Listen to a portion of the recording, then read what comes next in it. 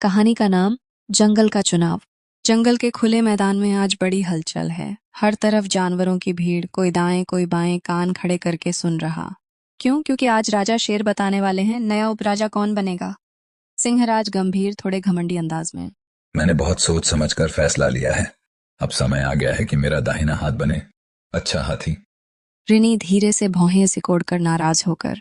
हम हमेशा बड़ों को ही मौका, क्या हम छोटे जानवर कभी कुछ नहीं कर सकते? टुनटुनी निडर लेकिन आदरपूर्वक। राजा महाराज, क्या हम छोटे हैं इसलिए हमें कुछ कहने का भी हक नहीं? सिंहराज हंसते हुए, व्यंग्य करते हुए। अरे वाह, अब तो चिड़िया भी सभा में बोलने लगी। रिनी गुस्से से कूदते हुए, आवाज तेज करते हुए। हाँ, और क्यों नहीं, हम भी इसी जंगल के वासी हैं, हमारा भी अधिकार है। अच्छा हाथी शांत, सोच समझकर बोलते हुए।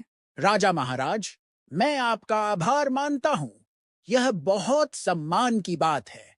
लेकिन मेरे अनुसार उपराजा वह होना चाहिए जो न केवल ताकतवर बल्कि बुद्धिमान, साहसी और सबकी आवाज बन सके।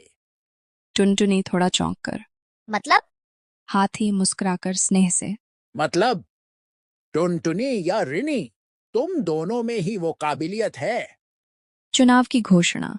सिंहराज राजसी स्वर, थोड़ी गंभीरता के साथ। बात तो सही है। अब यह फैसला मैं नहीं, पूरा जंगल करेगा। अब होगा चुनाव। रिनी उछलकर चमकती आंखों से। यस, लोकतंत्र जिंदाबाद। टुनटुनी मुस्कुराकर शांत भाव से। पर याद रखना, यह मुकाबला होगा दोस्ताना, कोई झगड़ा नहीं, सिर्फ सोच और सेवा की स्पर्धा। मतदान और परिणाम। पूरे जंगल में जैसे उत्सव का माहौल। हाथी, बंदर, तोता, सांप, खरगोश सभी लाइन में लगे हैं, वोट देने आए हैं। गिनती हुई और नतीजे आए। सबसे ज्यादा वोट मिले टुनटुनी को। अंतिम दृश्य, उपरानी का ऐलान। सिंहराज मुस्कुराते हुए गरिमापूर्ण स्वर में। आज से टुनटुनी होगी हमारी उपरानी। टुनटुनी विनम्र भाव से हाथ जोड़कर। मैं सबको साथ लेकर चलूंगी, हर किसी की बात सुनूंगी और किसी को भी छोटा नहीं समझूंगी। रिनी हंसते हुए, थोड़ा शरारती अंदाज में। पर प्रचार तो सबसे बढ़िया मेरा ही था ना। सुबह का जंगल, हलचल और चिंता। धीमी चिंतित आवाज में, जैसे कोई गंभीर समाचार दे रहा हो। जंगल में आज सुबह का नजारा कुछ अलग है। पंछी चुप हैं, पत्तियां भी जैसे सहमी सहमी हैं। राजा शेर दूर के जंगल में शिकार पर निकल चुके हैं और अब जंगल की सारी जिम्मेदारी उपरानी टुनटुनी के कंधों पर है। लेकिन तभी तेज तनाव भरे स्वर में एक खबर जंगल में आग की तरह फैल गई। तालाब का पानी सूख रहा है। खरगोश घबराकर, दोनों कान झटकते हुए, लगभग रोते हुए। उपरानी जी, तालाब सूख गया, अब हम क्या पिएंगे? प्यास से बुरा हाल है। हिरण कांपती आवाज में, आंखों में चिंता। मेरे बच्चे तड़प रहे हैं, प्लीज कुछ कीजिए वरना देर हो जाएगी। टुनटुनी एक गहरी सांस लेकर अपने डर को पीते हुए आत्मविश्वास में आवाज बदलती है। डरने की जरूरत नहीं है, मैं यहाँ हूँ। टुनटुनी, जंगल की उपरानी, मैं हर किसी की बात सुनूंगी और हर मुश्किल का हल निकालूंगी। मैं डरूंगी नहीं, मैं डटकर सामना करूंगी। टुनटुनी फड़फड़ाते पंखों के साथ आकाश में उड़ चली।